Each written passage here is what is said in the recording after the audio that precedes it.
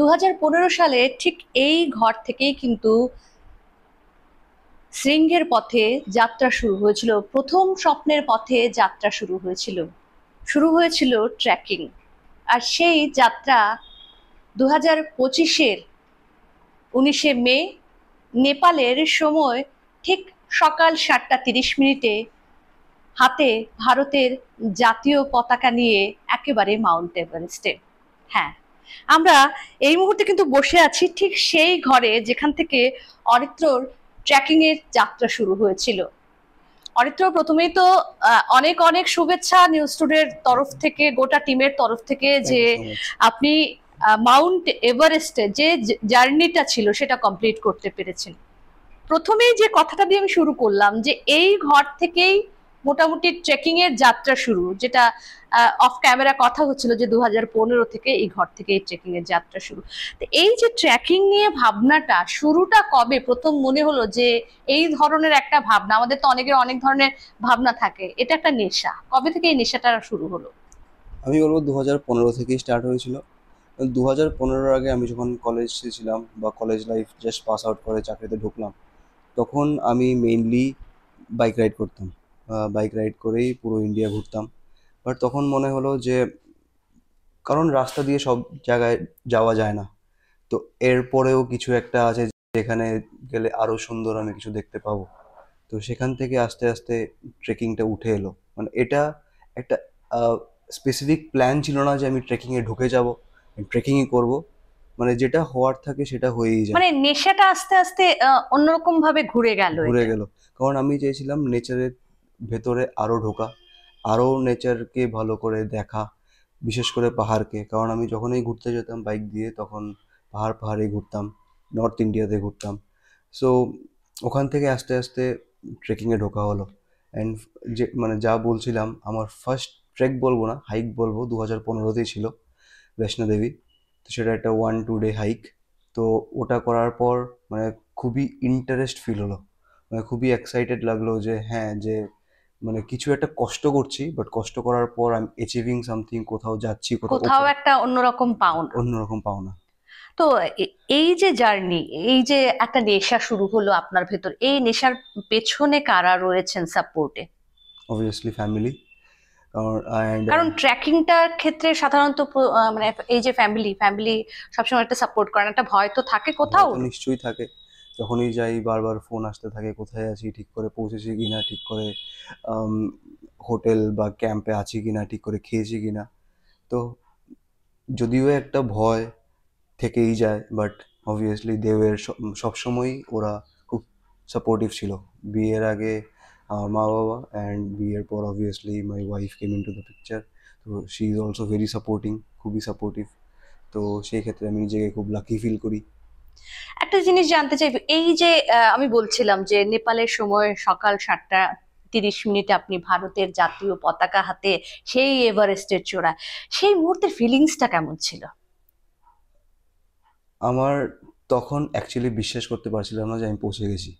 এমন বলা হয় না যে কিছু একটা জিনিসের পেছনে এত কষ্ট করেছো, এত এত টাইম ইনভেস্ট করেছো, অ্যান্ড যখন পেয়ে যাও তখন প্রথম কিছুটা সময় বিশ্বাস করতে পাওয়া যায় না যে আমি অ্যাকচুয়ালি সেটা পেয়ে গেছি। তো প্রথম 5-10 মিনিট আমার সেটাই মানে সেটাই আমি বুঝতে পারছিলাম না যে আমি কি অ্যাকচুয়ালি একদম টপ সামিটে আছি নাকি এর উপরেও কোথাও যেতে হবে।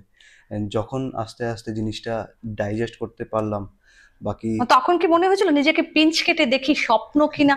নিশ্চয়ই। অ্যান্ড অবভিয়াসলি একটা ইমোশনাল মুভমেন্ট ছিল। অ্যান্ড এত দিনের পরিশ্রম, এত দিনের ট্রেনিং, এত দিন বলবো না, বছর, যখন অবভিয়াসলি পৌঁছাতে পেরেছিলাম, লিটারেলি চোখে জল এসে গেছিল। অ্যান্ড এই যে লিটারেলি চোখে জল এসে গেছিল, সেই জল আসার মুহূর্তে প্রথম কার মুখটা মনে পড়েছিল সেখানে? বাবার মুখ বলবো। কেন? কারণ obviously he is a sports person, footballer ছিলেন, ত্রিপুরা ফুটবল কোচ সঞ্জয় কুমার রায়। তো আমার মনে আছে যখন আমি 2015 থেকে এই ট্রেকের দিকে আস্তে আস্তে গিয়েছিলাম, 2016-র কথা সেটা। তখন আমি লাদাখ লাদাখ থেকে বাইক রাইড করে জাস্ট ফিরে এসেছিলাম। তখন আমরা কলকাতায় থাকতাম। তো বাবাও সেখানে তখন ছিল, মাও ছিল। অ্যান্ড এটা তখন মুভি বেরিয়েছিল, তখন 2015-তে হলিউড মুভি এভারেস্ট বলে।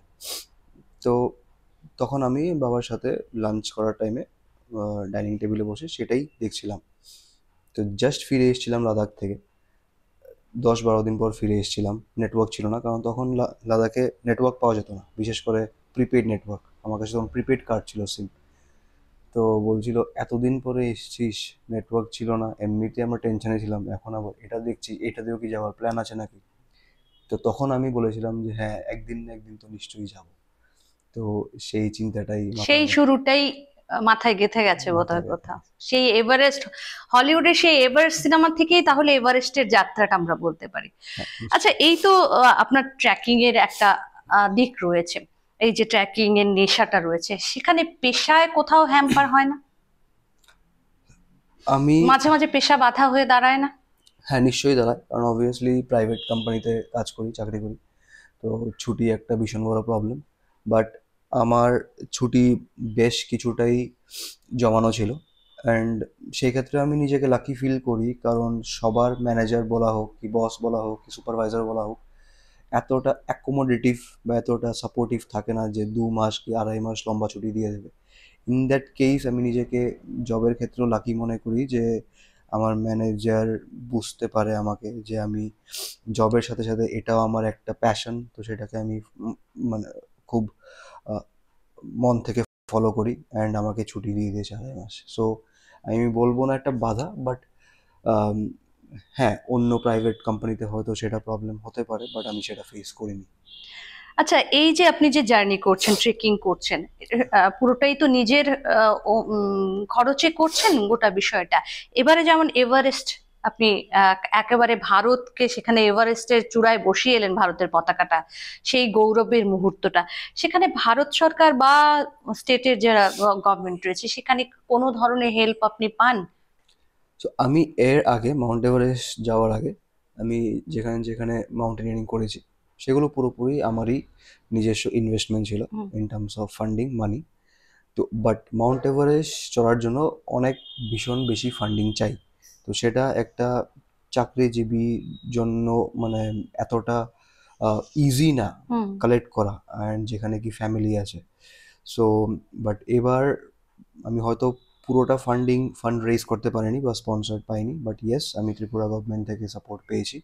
কারণ ত্রিপুরা গভর্নমেন্টই থেকেই আমি ফার্স্ট আমি মনিটারি সাপোর্ট পেয়েছি। এরপর আমি কিছু কিছু প্রাইভেট সংস্থার কাছে গিয়েছিলাম হেল্পের জন্য, ওদের কাছ থেকেও পেয়েছি। বাট ডেফিনেটলি ইয়েস, আমি ত্রিপুরা গভর্নমেন্ট থেকেও ফান্ডিং কিছু পেয়েছি, নট যদিও পুরোটা না, বাট ইয়েস। আপনার যে এই যে সাপোর্টটা পেয়েছেন, তারপরে আপনি ফিরে আসার পর গভর্নমেন্টের তরফে কোনো ধরনের আপনার সঙ্গে যোগাযোগ বা কোনো ধরনের শুভেচ্ছা বার্তা বিনিময় কিছু কি হয়েছে?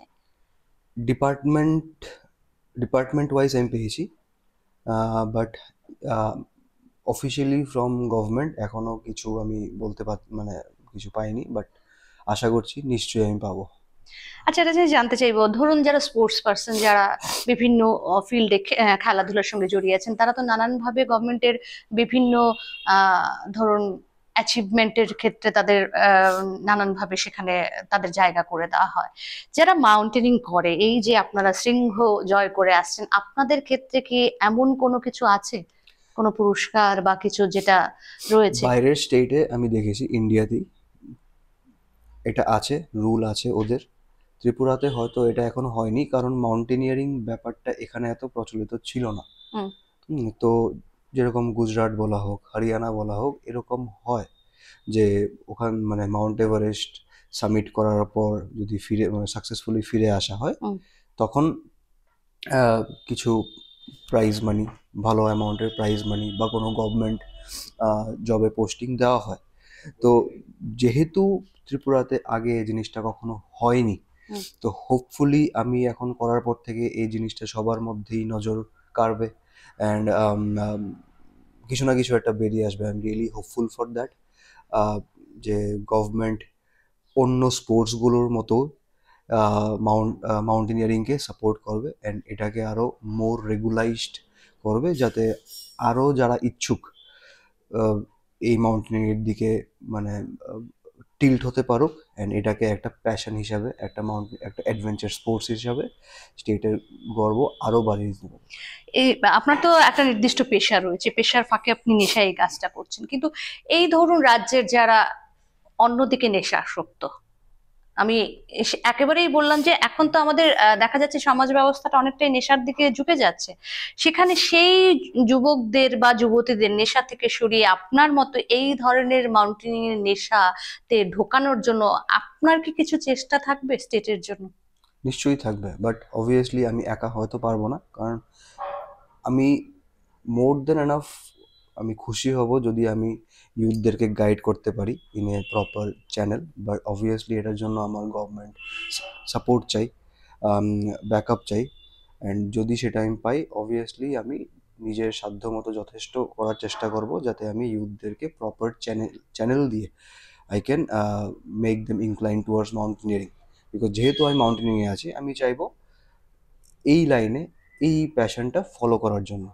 অ্যান্ড ইয়েস, অবভিয়াসলি একা সম্ভব না। অ্যান্ড এখন যেটা আপনি বললেন যে নেশার দিকে সবাই হয়তো, অনেকেই হয়তো টিল্ট হয়ে যাচ্ছে, কারণ আমি মনে করি কারণ স্পোর্টসের দিকে অনেকেই এতটা নিজেকে এঙ্গেজ রাখতে পারে না, ফিজিক্যালি অ্যাক্টিভ রাখতে পারে না, পারছে না। আমি কারণটা হয়তো জানি না কী কারণে হতে পারে, বাট আমি মনে করি স্পোর্টসে যদি কিছু একটা স্পোর্টস, নট অনলি মাউন্টেনিয়ারিং, যদি নিজেকে ফিজিক্যালি অ্যাক্টিভ রাখা যায়, তো সেই সব নেশাগ্রস্ত জিনিস থেকে মানসিকভাবে, ফিজিক্যালভাবে নিজেকে দূর রাখা যেতে পারে। কারণ যখন আমরা একটা স্পোর্টস নিয়ে এঙ্গেজ থাকি, আমাদের মাইন্ড একটা পজিটিভ এনার্জি রিফ্লেক্ট করে, তো সেই আমরা তখন একটা হেলদি লাইফস্টাইল লিড করার জন্য নিজেকে মোটিভেটেড রাখি, ডিসিপ্লিন থাকি আমরা। তো obviously as a link, connectivity, আমরা এইসব নেগেটিভ জিনিস থেকে দূর দূর রাখতে পারি নিজেকে। একদম, অরিত্র যেটা বলছে সত্যি, যদি খেলাধুলো বা এই ধরনের প্রকৃতির সঙ্গে জুড়ে যাওয়ার নেশাটা বোধহয় আমাদের নিজেকে সুস্থ রাখতে যতটা সাহায্য করে, পাশাপাশি ওই নেশা থেকে অনেকটা দূরে সরিয়ে এই নেশাতে আমাদের নতুন করে আসক্ত করতে পারে। এটা সত্যিই বোধহয় অরিত্র বোধহয় একটা উদাহরণ হতে পারে যারা আজকের দিনে অন্য কিছু ছেড়ে শুধু নেশার পথে ছুটছে।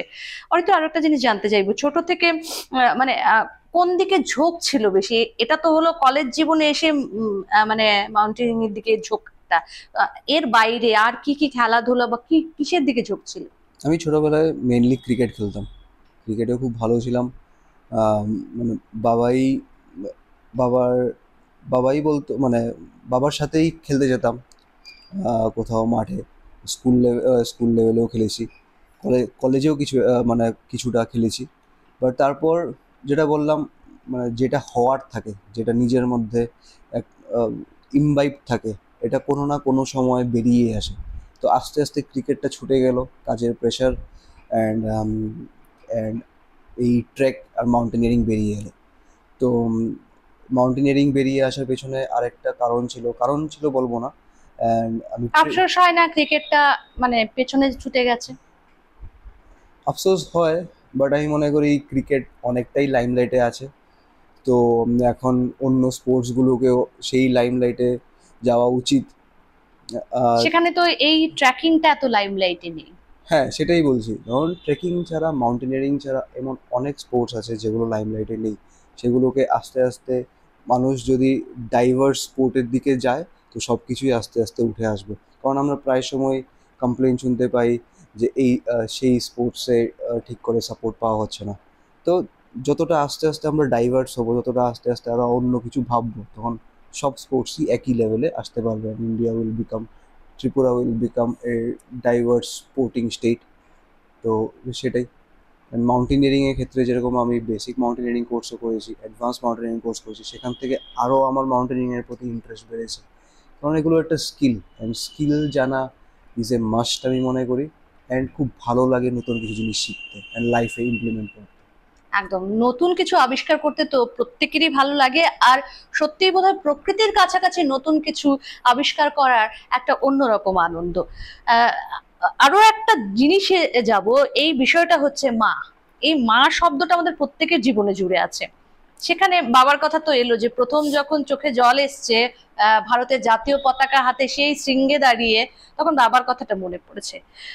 একটা বাচ্চার এই যে নতুন আবিষ্কার, ঠিক একটা শিশুকে তো প্রথম আবিষ্কার তার মা করে, মায়ের অবদান কতটা? আমি মানে যদি মার সাপোর্ট না থাকতো এখান পর্যন্ত পৌঁছানো যেত না। অনেক ফ্যামিলিতেই সেই সাপোর্টটা পাওয়া যায় না। বাট আমাকে নাও করা হয় যে আমি কেন করছি, করে কি লাভ হবে, অন্য কত কিছু আছে, এটাই কেন। তো বাট তবু সবশেষে সেই সাপোর্টটা থাকে। তো তো অবদান অনেক বেশি। আমি কি খাচ্ছি, কি নিয়ে যাব, যেরকম আমি যখন এই এক্সপিডিশন স্টার্ট করেছিলাম, তখন আমি এখান থেকে সাইকেল দিয়ে স্টার্ট করেছিলাম। তো সাইকেলের যাত্রার সময় কি কি খাবার দরকার হতে পারে, তো সেটা প্রিপেয়ার করে দেওয়া, বাড়িতে বানানো। তো এটা ছোটোর থেকে ছোটো জিনিস হতে পারে, বাট এটাও একটা কন্ট্রিবিউশন। তো এটা দিয়েই বোঝা যায় যে ফ্যামিলি থেকে কতটা আমি সাপোর্ট পাচ্ছি, কতটা backed up by family. So সেই সাপোর্টটা না থাকলে হয়তো আমি এখানে হয়তো পৌঁছাতাম না।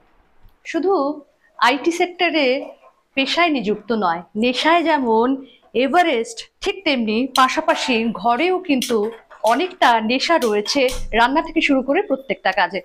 আরো একটু অরিত্রর কাছে শুনবো। এতক্ষণ অনেক কিছু কথা যখন হচ্ছিল, মাঝখানে আমরা কিন্তু চলে এসেছি সোজা রান্নাঘরে অরিত্রর সঙ্গে। অরিত্র, যে জিনিসটা জানতে চাইবো, নেশা তো ছিল এভারেস্ট জয় করা, সেখানে পাশাপাশি দেখছি একটু কুকিং করা হচ্ছে।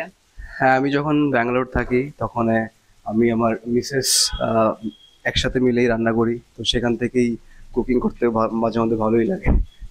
তো কতটা মাকে কতটা হেল্প করা হয় এখানে, দেখছি যে বেশ রান্না করা হচ্ছে এখানে।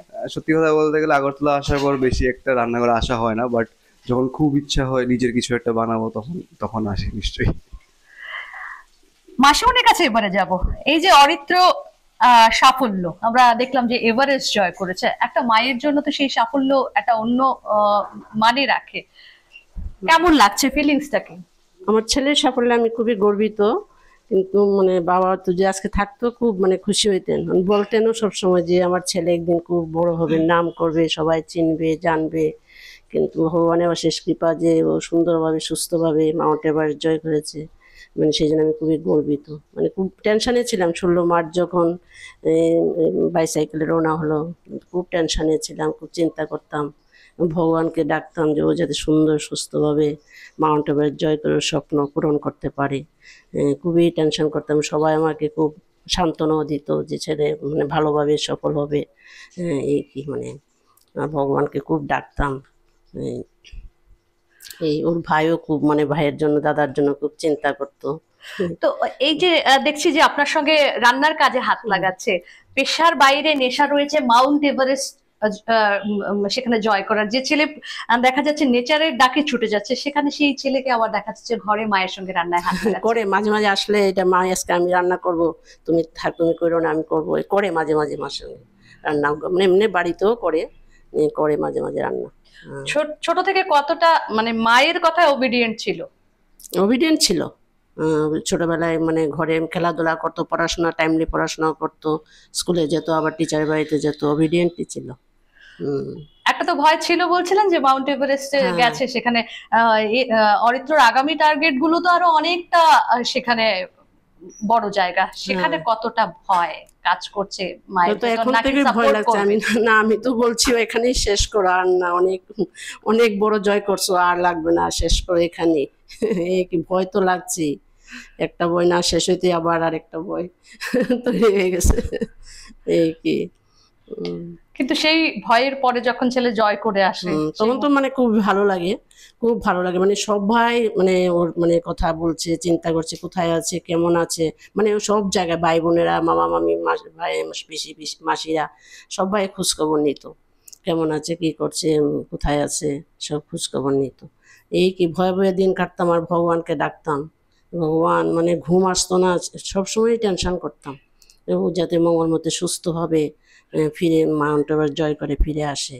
এই কি আর তো পরে লাস্টের দিকে যখন ছবিগুলো দেখতাম যে কেউ কেউ এভারেস্টে উঠেও আর নিচে নামতে না পারছে না, তখন খুবই মানে মানে আমার কাউকে বোঝাতে পারতাম না যে আমার ভিতরে কি করছে। এরকম খাইতে পারতাম না, মানে রান্না করতে ভালো লাগতো না, এরকম ভাবে দিন কেটেছে। মা তো মাই হয়, চোখ কিন্তু ছলছল করে এসছে। ছেলের সাফল্যে যেমন খুশি মাসিমণি, ঠিক তেমনি কিন্তু অনেকটাই এই মুহূর্তে আবেগপ্রবণ হয়ে পড়লেন, কারণ ভয় তো একটা কাজ করেই। যখনই কোনো শৃঙ্গে যাবে প্রকৃতির ডাকে, সেখানে নতুন কিছু আবিষ্কার করার মধ্যেও কোথাও না কোথাও তো ভয় বাধা বিপত্তি থাকে। সেটা কাটিয়ে অরিত্র আগামী হয়তো আরো কোনো একটা সাফল্যের চূড়ায় পৌঁছে যাবে। এই মুহূর্তে আমরা অরিত্রর সঙ্গে রয়েছি, কথা বলবো আরো অনেকগুলো বিষয় নিয়ে অরিত্রের সঙ্গে, একেবারে কিন্তু অরিত্রের বেড়ে ওঠা থেকে শুরু করে অরিত্র কিভাবে জীবন কাটায় গোটা বিষয়টা আমরা তুলে ধরার চেষ্টা করছি। কথা এবারে আসি, যে কোনো পুরুষের জীবনে তো দুটো নারী থাকে, প্রথম নারী তার মা, দ্বিতীয় নারী তার স্ত্রী। তো সেখানে মায়ের অবদানটা তো শুনলাম, এবারে শুনি ওয়াইফের অবদানটা কতটা, কি আমি বলবো ওনার সাপোর্টটা কিভাবে থাকে। অনেক বড়, কারণ কোনো কিছু এক্সপিডিশন যখন যাই, বা এক্সপিডিশন না হোক, কোনো কিছু ট্রেনিংয়েই যখন যাই, তখন পেছনে আমরা যখন বসে ডিসকাস করি, রিসার্চ করি যে কোথায় যাচ্ছি, সেখানে ওয়েদার কীরকম হতে পারে, কী কী নিয়ে যাওয়া দরকার, মানে কী কী নিয়ে যাওয়া ইন দ্য সেন্স কী কী আমার গিয়ার্স চাই, তো সেখানে কী কী প্রবলেম হতে পারে, কী কী মেডিসিনস আমার দরকার, সেখানে গিয়ে টাকা পয়সা কী খরচা হতে পারে অ্যান্ড অল, তো ওখানে কতটা সেফ যাওয়া, ওখান থেকে ওখানে যাওয়া কীভাবে, রিটার্ন কী করা, তো এই সব যে ব্যাকগ্রাউন্ড ব্যাক স্টেজ যে একটা হোমওয়ার্ক, একটা কাজ, সেই সাপোর্টটা পুরোপুরি বাই মাই ওয়াইফ। কারণ ও একটা খুব, আমি মনে করি ও একটা খুব ভালো analyst, she is also analyst in her job life, and এই ক্ষেত্রে খুব ভালো একটা অ্যানালিস্ট একজন। অ্যান্ড সেই সাপোর্টটা যখন পাই তখন মনে করি যে আমার হাফ অফ দ্য টেনশন, কারণ আমার লক্ষ্য থাকে এই কাজটা করা, এই ফোকাসটা অ্যাচিভ করা, এই জিনিসটা অ্যাচিভ করা, বাট এর পেছনে কি করে, কখন কখন গেলে ভালো হবে, এই সব রিসার্চ শি ডাজ। তো এটা একটা বড় আমার মেন্টাল সাপোর্ট। মানে এই হোমওয়ার্কের হোম টিউটার বলা যেতে পারে নিশ্চয়ই। মিসেসকে। তো এতক্ষণ তো আমরা অনেক কিছু কথা বলছিলাম, কিন্তু যেই অরিত্র আজকে দাঁড়িয়ে আছে, সেই অরিত্র তো একটা সময় খুব ছোট্ট ছিল। সেই ছোট্ট থেকে অরিত্র বেড়ে ওঠাটা কিভাবে, এটা আমরা মানে ছেড়ে এসেছি প্রথম দিকেই, যেটা বলার কথা ছিল দর্শকদের, কিভাবে বেড়ে ওঠায়। আমার স্কুলিং আগরতলাতেই ছিল, হলিক্রস স্কুল, নার্সারি থেকে ক্লাস 12 পর্যন্ত।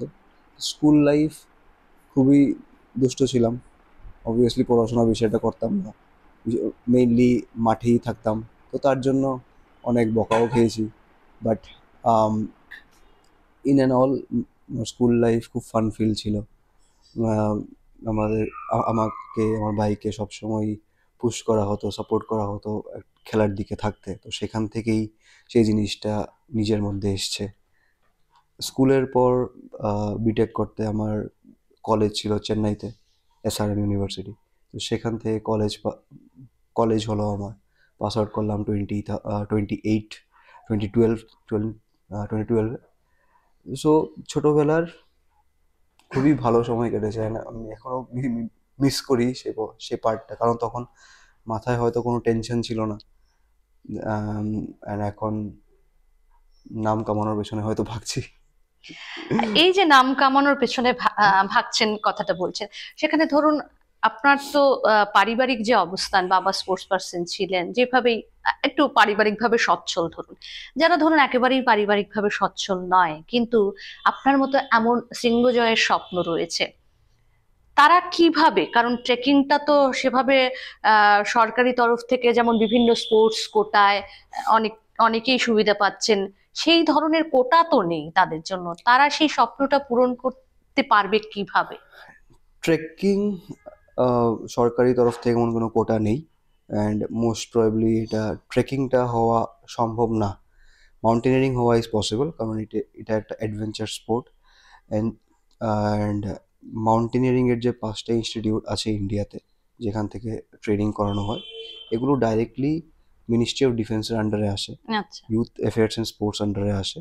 তো এগুলো যদি গভর্নমেন্ট যদি চায় রেগুলাইজড করতে পারে, লাইক অন্য স্পোর্টসগুলোর মতো।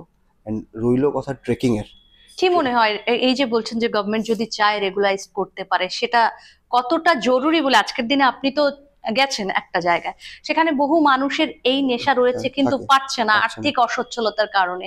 কি মনে হয় কতটা প্রয়োজন আজকের দিনে দাঁড়িয়ে, কতটা জরুরি যে এই যে দরকার, মাউন্টেনিং এর বিষয়টা একটা সময় খুব সীমিত ছিল, এখন অনেকেই অনেক করছে। করছে। খুব দরকার একটা অ্যাসোসিয়েশন ফর্ম হওয়া, মাউন্টেনিয়ারিং অ্যাসোসিয়েশন ফর্ম হওয়া দরকার। একটা অ্যাসোসিয়েশন থাকলেই গভর্নমেন্টের কাছে একটা আইডিয়া থাকে যে হ্যাঁ একটা অ্যাসোসিয়েশন আছে এখানে, এখানে ইউথরা আছে ট্রেন করছে। সো ওখান থেকেই আস্তে আস্তে জিনিসটা গভর্নমেন্টের নজর কাড়ে যে আমাদেরকে এই ব্যাপারটাতে আরও গুরুত্ব দেওয়া উচিত। রইল কথা ট্রেকিংয়ের, ট্রেকিং আমার মনে হয় না সেই গভর্নমেন্ট স্তরে গভর্নমেন্ট কিছু করতে পারে বলে, বাট নিশ্চয়ই প্রাইভেটের দিকে অনেক স্কোপ আছে। হুম হুম। যেরকম আমি বললাম যে ইন্ডিয়াতে 5-6টা ইনস্টিটিউট আছে যেখানে ট্রেনিং দেওয়া হয়। তো সেখান থেকে যদি কেউ চায়, ও যতই রিচ হয়ে থাকুক বা যতই গরিব হয়ে থাকুক, ও যদি চায় সেখান থেকে বেসিক মাউন্টেনিয়ারিং কোর্স করে অ্যাডভান্স করার পর বা এসএনআর যেটাকে আমরা সার্চ অ্যান্ড রেস্কিউ বলি, করার পর এরকম ইন্ডিয়াতে এখন অনেক প্রাইভেট কোম্পানি আছে যারা ট্রেকিং করছে বা হুম করাচ্ছে। হুম কারণ আমরা ধরুন আমি একজন নর্মাল সিভিলিয়ান, আমি কোথাও হয়তো ট্রেক করতে যাব, হুম ধরুন আম, হিমাচলের কোনো একটা জায়গাতে আমি ট্রেক করতে যাব। এখন আমি হয়তো কি করে যেতে হয়, কোথায় গিয়ে কি করতে হবে আমি জানি না, আমি একজন নর্মাল একজন লেম একজন ব্যক্তি। তো তখন সেখানে প্রাইভেট কোম্পানিগুলো কাজে আসে। আমি কোনো একটা প্রাইভেট কোম্পানি বুক করলাম অ্যান্ড ওরা আমাদেরকে নিয়ে যাবে। ওরা কার থ্রুতে নিয়ে যাবে? ওরা নিয়ে যায় হলো ট্রেক লিডার, হুম অ্যাসিস্ট্যান্ট ট্রেক লিডার। হুম। অ্যান্ড এই trek leader, assistant trek leader হওয়ার জন্য basic mountaineering course, advance mountaineering course খুবই কাজে আসে। কারণ এগুলোই কোয়ালিফিকেশন লাগে একটা ট্রেক লিডার হওয়ার জন্য, একটা অ্যাসিস্ট্যান্ট ট্রেক লিডার হওয়ার হুম। জন্য।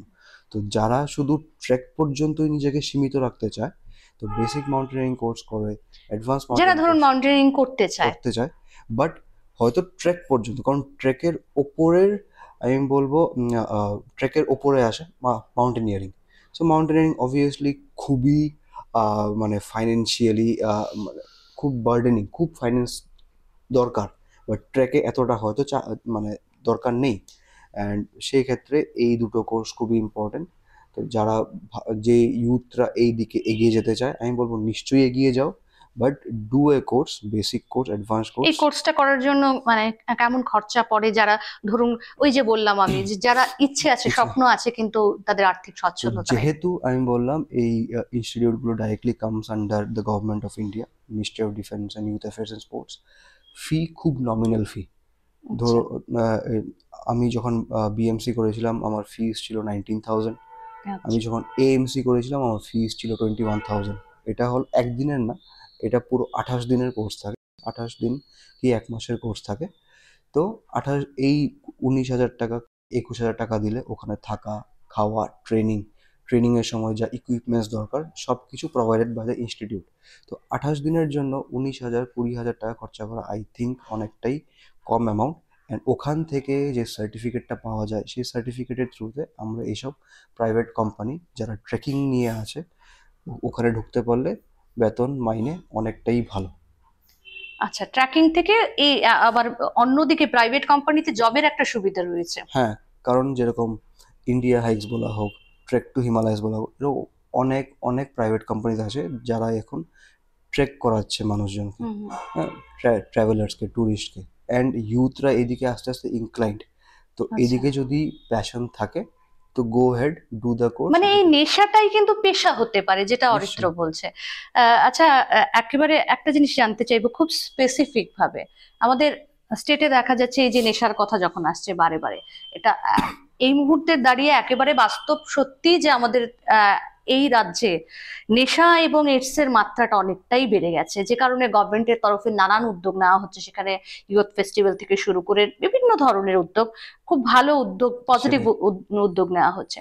সেখানে কি মনে হয় একটা সন্ধ্যায় একটা গানের অনুষ্ঠানের আয়োজন করলে ইয়ুথরা যতটা নেশা থেকে দূরে সরবে, তার থেকে বেশি এই ধরনের আইডিয়াস কতটা ইয়ুথদের মানে নেশা থেকে দূরে সরাবে? কি বলতে চাইবে গভর্নমেন্টের জন্য, যে মানে কি আপিল রাখতে চাইবে?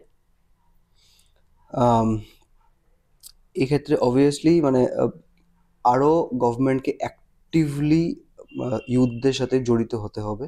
আম, একটা একটা প্রোগ্রাম দিয়ে ইউথকে মোটিভেট করা যাবে না। তো কিছু একটা খেলার আয়োজন করলো যেটাতে প্রাইজ মানি দেওয়া হচ্ছে, কারণ আজকাল সবাই চায় আমি কিছু, আমি আমি যদি কিছু করি আমি পুরস্কার হিসাবে কিছু একটা পাই।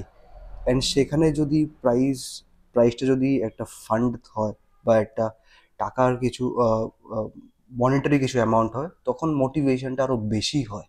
তো আজকে আমি কিছু একটা স্পোর্টসে পার্টিসিপেট করার পর আমি সেখানে জিতলাম, জেতার পর আমি কিছু একটা সংখ্যা টাকা পেলাম।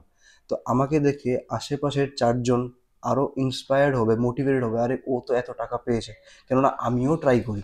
তো গভর্নমেন্টকে সেরকম আরো আইডিয়াস নিয়ে ইউথদের সাথে আরো অ্যাক্টিভলি জড়িত হতে হবে। আম, গা- আম, আরো এই আইডিয়াস এর মধ্যে কি এই মাউন্টেনিং এর আইডিয়াসটাও ঢোকানো উচিত বলে মনে করছো ত্রিপুরা রাজ্যের ক্ষেত্রে এই মুহূর্তে দাঁড়িয়ে যে চিত্র দেখা যাচ্ছে নেশা এবং নিশ্চয়ই, এইডস এর সংখ্যা? কারণ এখানে যেমন একটা ক্লাব আছে আমি যার সাথে জড়িত, আগরতলা অ্যাডভেঞ্চার ক্লাব। ওরা অ্যালং উইথ ত্রিপুরা ট্যুরিজম, মানে দে আর, মানে বিভিন্ন আনএক্সপ্লোর জায়গাতে যাচ্ছে ওরা। অ্যান্ড বাই কিছু কিছু প্যাকেজ বানিয়ে ফর 1 নাইট 2 নাইট।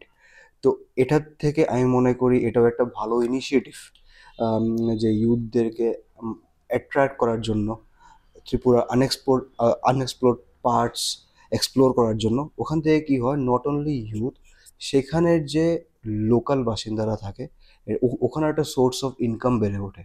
তো এভরিথিং একটার সাথে একটা লিঙ্ক, অ্যান্ড সেটাই মানে Agartala adventure club Tripura tourism এটা এখন ভালোই কাজ করছে।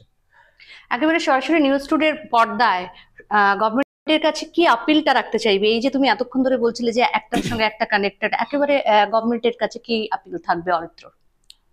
আমি গভর্নমেন্টের কাছে এটাই রিকোয়েস্ট করতে চাই যে, আমি জানি এখানে একটা ক্লাইম্বিং অ্যাসোসিয়েশন আছে, এর সাথে সাথে একটা মাউন্টেনিয়ারিং অ্যাসোসিয়েশনও যাতে করা হোক, যাতে আরও বেশি সংখ্যক ইউথ, নট অনলি ইউথ, যারা একটু হলেও এল্ডারলি, ওরাও যাতে এটাতে পার্টিসিপেট অ্যান্ড এটাতে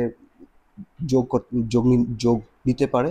অ্যান্ড নিশ্চয়ই আমি চাইবো, কারণ আমি জানি যে ত্রিপুরাতে আমার মতো অনেকজন এমন মাউন্টেনিয়ার আছে যারা আহ, পৃথিবীর হাই মাউন্টেনগুলো স্কেল করতে চায়। আমার জানা মতো, আমার পার্সোনালি জানা মতো এখানে আরও 3 4 5 জন আছে। তো এছাড়া আমি অনেককেই চিনি না, অনেক তো তারাও হয়তো চায়। তো এরকম যদি একটা অ্যাসোসিয়েশন থাকে, I will be really happy to be a part of it. And সেখানে আমি মানুষকে গাইড করতে পারবো, নট অনলি ফর মি, আমি চাই আমার সাথে সাথে আমার দেশ, আমার ত্রিপুরা যাতে এগিয়ে যাক। একদম। নিউজ টুডের পর্দায় কিন্তু রাজ্য সরকারের কাছে একেবারে সরাসরি আপিল যেটা অরিত্র রয়েছে এই মুহূর্তে, একটা সবার আগে যেটা দরকার অ্যাসোসিয়েশন, এবং সেই অ্যাসোসিয়েশনের পার্ট হয়ে রাজ্যের জন্য কিন্তু কাজ করতে ইচ্ছুক অরিত্র। এবং সব থেকে বড় কথা, এই যে অ্যাসোসিয়েশন বা কাজ করা, সেটা বোধহয় আমাদের যে যারা আজকের দিনে দাঁড়িয়ে নেশায় একেবারে নিজেদের জীবন ধ্বংস করছে, সেই ধ্বংস থেকে নতুন আবিষ্কারের জন্য অরিত্ররা অনেকটা কাজে আসতে পারে। এবং রাজ্য সরকারও আমাদের এই নিউজ টুডের পর্দা থেকে যে কথা অরিত্রর মুখে শুনলেন সেটাকে নিশ্চয়ই দেখবেন আশা করি। আমরা অরিত্রর সঙ্গে অনেকক্ষণ ধরে কথা বলছি, কিছু গুরুগম্ভীর কথাও হলো। এবারে একটু অন্যভাবে যাব একটা ছোট্ট র্যাপিড ফায়ার রাউন্ডে। অরিত্রর সঙ্গে কিছু ছোট্ট প্রশ্ন করব, একেবারে এক কথায় অরিত্র উত্তর দেবে।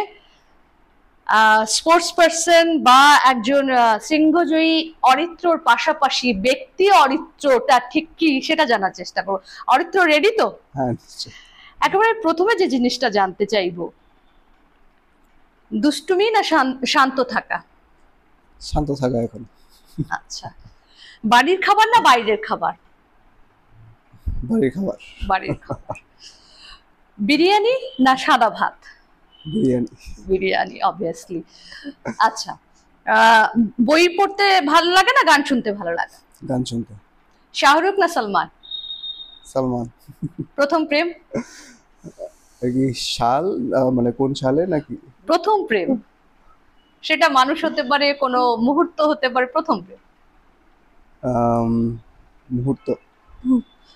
সেই মুহূর্তটা একটু ছোট করে। আমি যখন ফার্স্ট বাইক কিনেছিলাম। আচ্ছা, মা না বাবা? বাবা। বারে বারে কিন্তু বাবার কথা আসছে, মানে বাবার দিকে ঝোঁকটা বেশি। স্কুল জীবন না কলেজ জীবন? স্কুল। প্রথম পছন্দের যে রংটা আমরা পড়ি সাধারণত, সেই পছন্দের রংটা? ব্লু। ব্লু। কেন? ব্লু আমার মনে হয় সব দিকেই আছে, স্কাই, জল, I love the colour blue. Cinema না নাটক? সিনেমা। কেন? অ্যাকশন ভালো লাগে, আগে রোম্যান্স ভালো লাগতো, এখন অ্যাকশন ভালো লাগে। সেই এভারেস্টের অ্যাকশনের মতো সেটা ভালো লাগে? নিশ্চয়ই, থ্রিলিং। আমাদের র্যাপিড ফায়ার রাউন্ডেও কিন্তু অনেকগুলো কথা অরিত্র, ব্যক্তি অরিত্র কেমন সেটা জানলাম। যে একেবারে শেষ দিকে চলে যাচ্ছি, এই যে সিংহ জয় করে এলে, তুমি যে এলে ফিরে, এখনো তো একটা জেটলাগ, আমরা যখন বলি যে জেটলাগ কাটেনি, সেই জেটলাগটা কি মানে তোমার সিংহ জয়ের জেটলাগটা কেটেছে না এখনো সেটা রয়ে গেছে?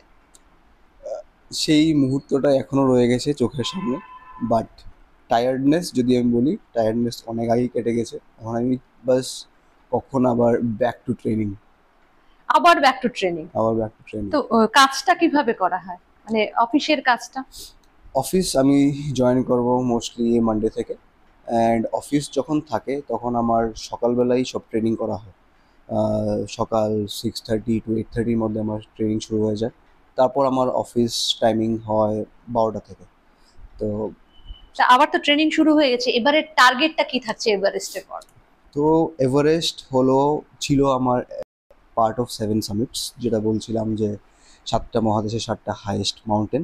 তো এটা ছিল আমার থার্ড। এর আগে আমার হয়েছিল মাউন্ট কিলিমানজারো, মাউন্ট এলব্রাস। তো এখন আমার নেক্সট টার্গেট বাকি 4টে, North America, South America, Antarctica আছে, অস্ট্রেলিয়া আছে। এছাড়াও একটা ইচ্ছে রাখি মাউন্ট কাঞ্চনজঙ্ঘা, বাট সেটাও অনেকটাই কস্টলি। তো যাই হোক, এখন ট্রেন করে যাব, কারণ ট্রেন করাটা আমার সাধ্যের মধ্যে। কখন কি আমার কাছে আসে সেটা তো ভগবান জানে, বাট ট্রেন করে যাওয়াটাই আমার। একদম।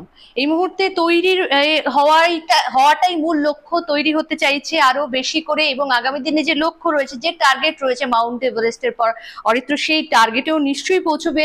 আমরা গোটা নিউজ টুডে টিম, রাজ্যের প্রত্যেকটা মানুষ কিন্তু এটাই চাইছি যে এবারে মাউন্ট এভারেস্টের পরে আরো কোথাও ত্রিপুরার নামটা সেখানে জড়িয়ে যাক, ভারতের পতাকা সেখানে আবারও সেই শৃঙ্গের উপর উঠুক। আমাদের সঙ্গে এতক্ষণ নিউজ টুডের স্ক্রিনে কিন্তু সরাসরি নিজের প্রত্যেকটা মুহূর্ত ভাগ করে নিলেন মাউন্ট এভারেস্ট জয়ী আমাদের অরিত্র রায়। বাধারঘাটের এই রুম থেকেই বা এই ঘর থেকেই যাত্রা শুরু হয়েছিল তার ট্রেকিং এর প্রথম ধাপ, এবং সেই জার্নি কিন্তু এই রুমে বসেই আমাদের সঙ্গে ভাগ করলেন। অরিত্র, আপনাকে অনেক অনেক আবারও শুভেচ্ছা এবং আগামী টার্গেটের জন্য আগাম অভিনন্দন গোটা নিউজ টুডে পরিবারের তরফ থেকে। Thank you so much.